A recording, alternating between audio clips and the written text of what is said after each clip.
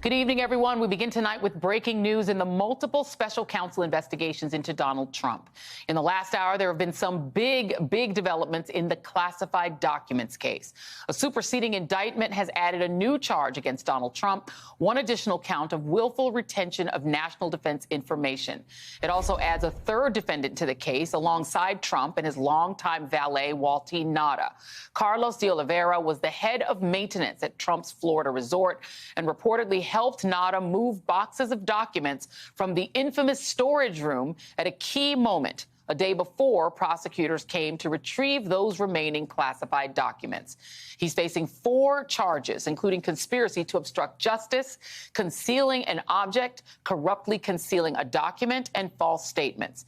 And according to the superseding indictment, a week after the DOJ emailed an attorney for Trump's business organization a draft grand jury subpoena requiring the production of certain security camera footage from Mar-a-Lago, de Oliveira had this conversation with another Trump employee. Quote, de Oliveira told Trump employee 4 that the boss wanted the server deleted. Trump employee 4 responded that he would not know how to do that and that he did not believe that he would have the rights to do that. Trump employee 4 told de Oliveira that de Oliveira would have to reach out to another employee who was a supervisor of security for Trump's business organization. De Oliveira then insisted to Trump employee 4 that the boss wanted the server deleted and asked, "What are we going to do?" A lawyer for de Oliveira declined to comment. This comes as Trump is likely facing his 3rd indictment as a former president, the result of trying to overthrow the very government he was presiding over. And while we're still awaiting word from the D.C. grand jury, which met today, just down the street, 2 of Trump's lawyers met with prosecutors in special counsel Jack Smith's office.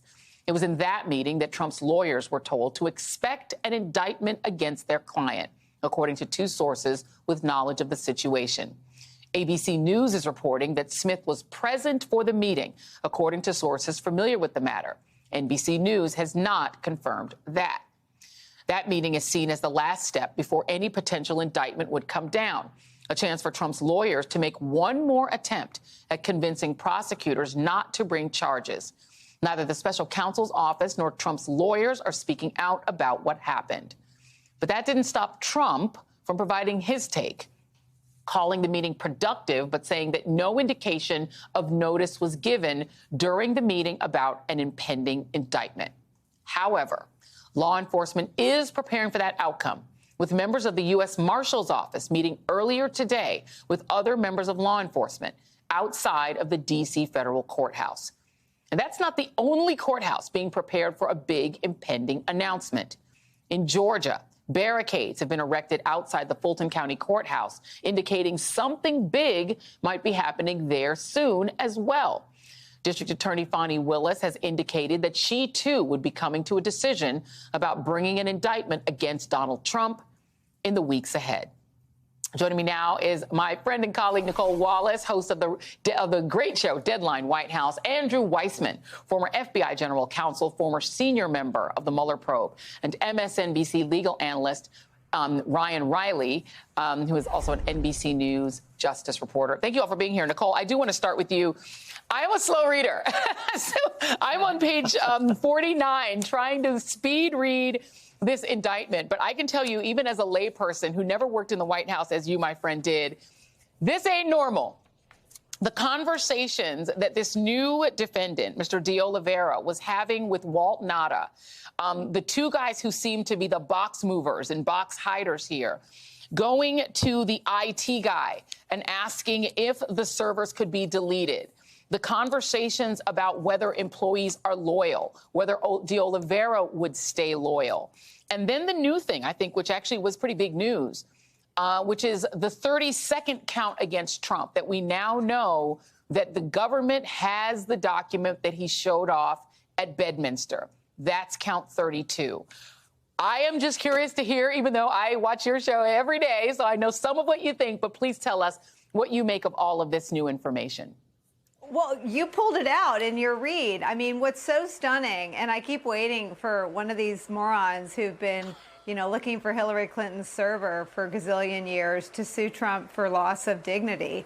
He wanted the server deleted. I mean, the content that has been revealed of not just the lack of character on an ex-president's part, but the depths of depravity and corruption and criminality is just something we'll never unsee as a country. It's something his Republican apologists will never get, a bell they can never unring. There are still segments in right-wing media about Hillary Clinton's email server as the superseding indictment comes out and reveals that Trump's staff at Mar-a-Lago was trying to figure out how to satiate the boss's desire to, quote, delete the server. It's where irony goes to die, but it is, you keep thinking what would have happened if Merrick Garland hadn't appointed Jack Smith to investigate this case and the January 6th case. And we may have never seen these inner workings of how Trump really committed his crimes. I mean, and they're talking back and forth, these employees, about the beautiful mind boxes, about his need for the boxes. You have Walt Nauta changing his plans. He's supposed to go to Illinois with Trump, and then he doubles back and goes back to Mar-a-Lago to meet with de Oliveira. At one point, they go through the bushes and go to the neighboring property so they can have a clandestine conversation about the beautiful mind boxes. He wants his boxes. He wants them moved from place to place. This definitely looks like a cat and mouse game to hide what Donald Trump knew the government wanted back. And as somebody who worked in the White House, this cannot be how this works. Former presidents can have and can be read into classified information, as I understand it from listening to you, my friend. But this ain't how it's done. Yeah, and Jack Smith makes that clear in the first indictment, right? He talks about a waiver that could be applied for and granted, which didn't apply in this case. Trump didn't apply for one and none was granted. I mean, the physical sort of acts are so remarkable, right? In the first one, there's the plucking out. Trump says to Corcoran, can you just pluck out? And in this one, you've got, his maintenance staff talking about how to destroy servers. I mean, for it to have been the fixation on the right for the better part of 10 years to look for Hillary Clinton's emails and then to see the brazenness. And I mean, you and I have talked about this a lot on and off TV. It is the end of a process of nothing ever catching up with Trump, right? Grab women between the you-know-what and get elected president of the United States of America. Good people on both sides, your poll numbers go up. Get away with impeachment 1, you carry out the conduct in impeachment 2. Get away with both of those, you try to steal an election. Now his message on the stump is, I am your retribution. I mean, this is sort of a quickly accelerating pattern of really brazen criminal conduct. Yeah, and Andrew, first of all, if you could just explain to the fellow lay people like myself a superseding indictment, just explain that, because I'm reading and I'm on like count 40.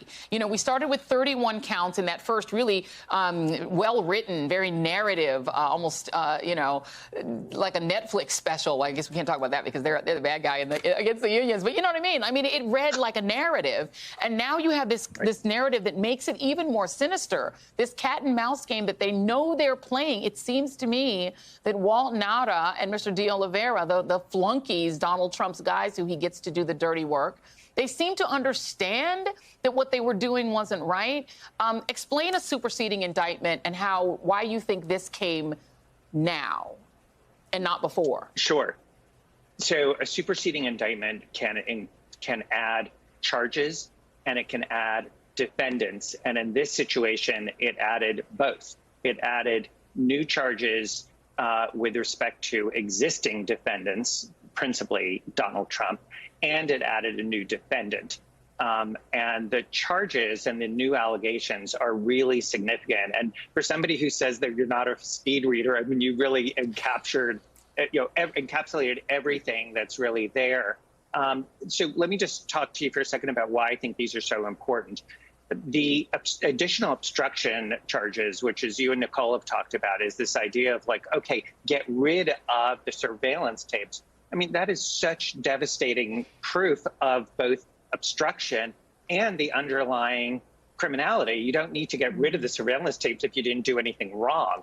Right. This reminds me so much of Paul Manafort, we superseded and added obstruction charges to him. And by the way, do you know what happened there is he went to jail when that happened. Now, the difference is that those additional crimes of obstruction happened while he was out on supervised release. But remember, you're going to have a defendant here, Donald Trump, who is facing obstruction charges and is about to get indicted in D.C.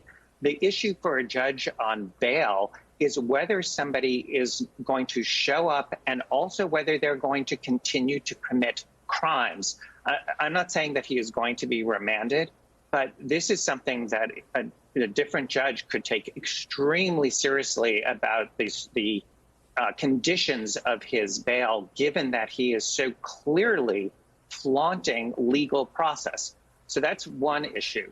The second is that, we've talked a lot about that tape recording where Donald Trump is on tape talking about what was happening at Bedminster and flaunting the Iran attack plans.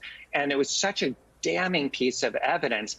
It was described in the indictment, but it wasn't charged. And I and other people spent a lot of time talking about why wasn't it charged? It now is. It is, there was a lot of speculation about, did they not have the document? Is that the reason? Were they doing this as a plan B? Were they holding it and thinking maybe they have to charge it in New Jersey? Well, it is now that really incredibly important tape recording is one of the charges. So what is the import of that? It makes it impossible for the judge not to admit that tape recording into evidence. Because it is now just not sort of other crime evidence and background evidence. It is evidence of an actual charge. So this has now become a much, much stronger case, and it was already very strong.